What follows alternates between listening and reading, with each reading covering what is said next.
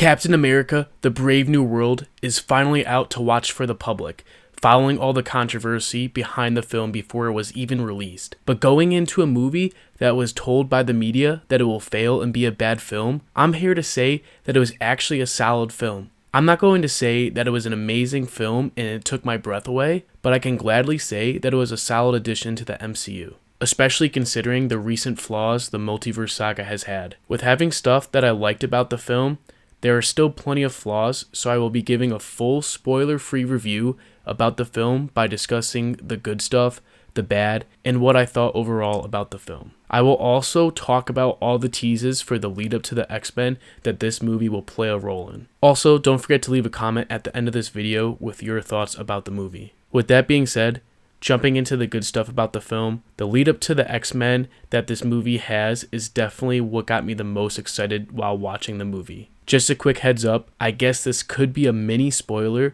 for those who don't want to know anything about the plot before they watch the movie, but I really don't see this as a spoiler, so you have been warned just in case you don't want to know any specific details. To start off the movie, the MCU has finally discovered the one metal that is stronger than vibranium, which is adamantium. And throughout the movie, they work on a treaty for the metal and stop illegal sales of it.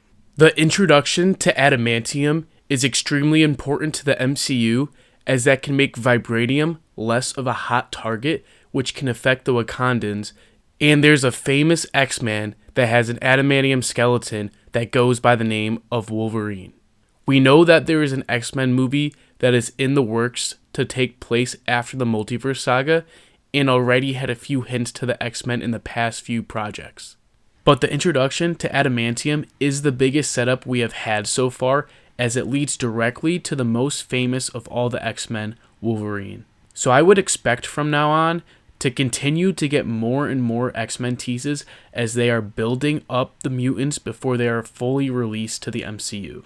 The next thing that this movie has done well with is the action. You can say whatever you want about this film, whether you think this is bad or not, but you can't say that it doesn't have a lot of action. It is very well diversified with its action, as it has your normal hand-to-hand combat that relies on the skills of the stunt actors, big CGI fights, weaponry action with military equipment, and some stuff that I really like seeing in advancements that Sam's suit has from the Wakandans. It makes total sense, and I felt like this had to be done for Sam to become Captain America without any super soldier serum. Yes, it is plenty obvious that Sam has definitely stepped up his fighting skills, but he's going on these big Captain America missions with small task forces, which seem very unrealistic of him being able to survive without any new advancements to his suit or super soldier serum.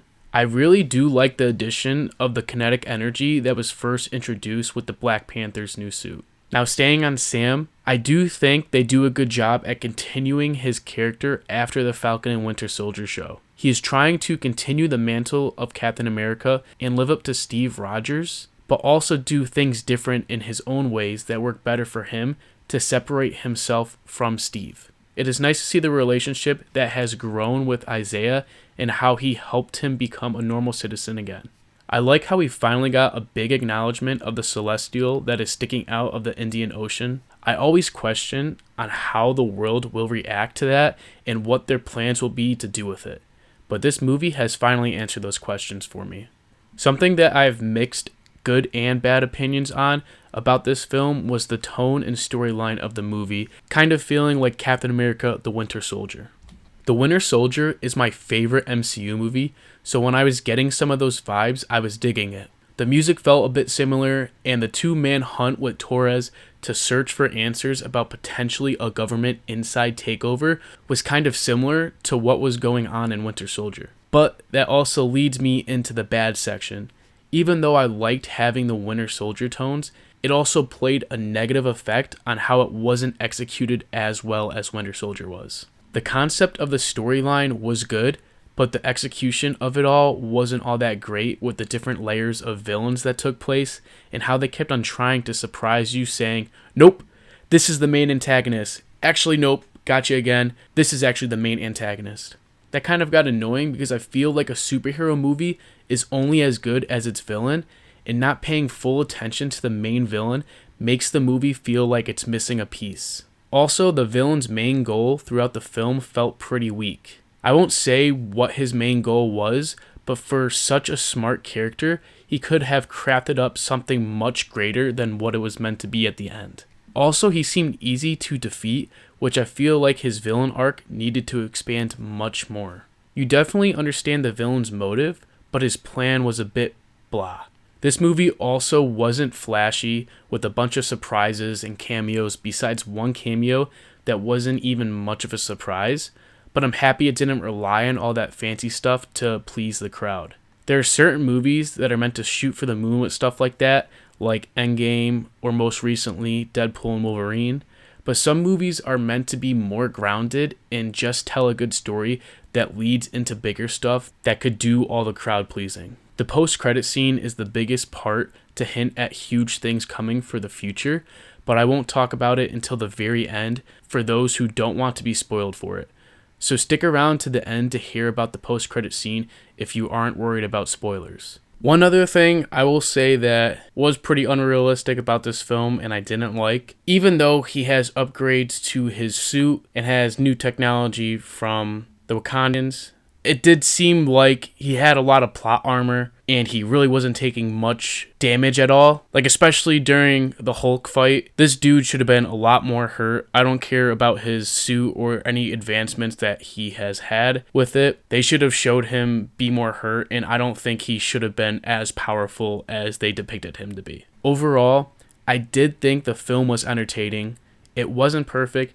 The story was just okay. I don't think it was bad in any terms, but it definitely wasn't amazing. I'd say it is probably about a 7.5 out of 10 on an MCU scale. It won't be anywhere near a top MCU movie for me, but it is definitely a movie that I think will be enjoyable to rewatch. I'll eventually do a full ranking of MCU movies, but for now, I'd say this movie would probably fall somewhere in the middle. Now, for those of you who have stuck around for the post-credit scene, we will dive into that now, so for those who don't want the spoilers, you can exit this video now. The post-credit scene shows Sam visiting the leader who is imprisoned on the raft. Sam basically is talking to him on how he lost and he was wrong, but the leader starts talking about how they both share a world and that they will need to protect it from the others once the time comes. This is all about the multiverse and Secret Wars, which is going to be the next Endgame type movie. It isn't told how he knows about the multiverse or what is coming, but we know that he is extremely smart in making inventions and working on special projects for the government. So maybe one of the government's projects involves the multiverse, and that's something that they all know about and is just kept top secret. Only time will tell, but we are getting to the next Avengers movie faster than it seems, so we should expect to see bigger and bigger multiverse action to lead into Secret Wars, which it seems like the new Fantastic Four movie will play a huge role in. With that being said, I hope you like this review of Captain America: The Brave New World. Make sure to comment down below with what your thoughts about this movie are, and make sure you subscribe to stay up to date on more Marvel news.